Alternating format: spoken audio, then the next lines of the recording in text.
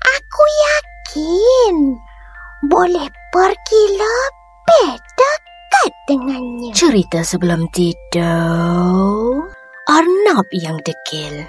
Ada seekor arnab yang sudah tua tinggal bersama sekumpulan arnab yang lain. Pada suatu hari, arnab tua itu memanggil semua arnab. Ada seekor harimau yang ganas di kawasan tempat tinggal kita. Jadi, kamu semua mesti berhati-hati. Pesan arnab tua. Pada suatu hari, seekor arnab kecil telah ternampak harimau itu. Harimau itu kelihatan kurus dan lemah.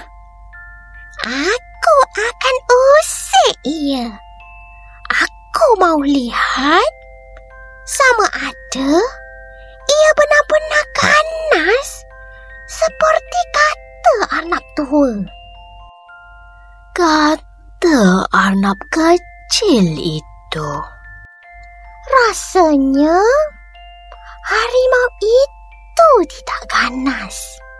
Aku yakin boleh pergi lebih dekat dengannya. Tambah arnab kecil. Apabila arnab kecil itu sangat hampir, harimau terus menangkapnya. Terimalah nasihat orang yang lebih berpengalaman daripada kita.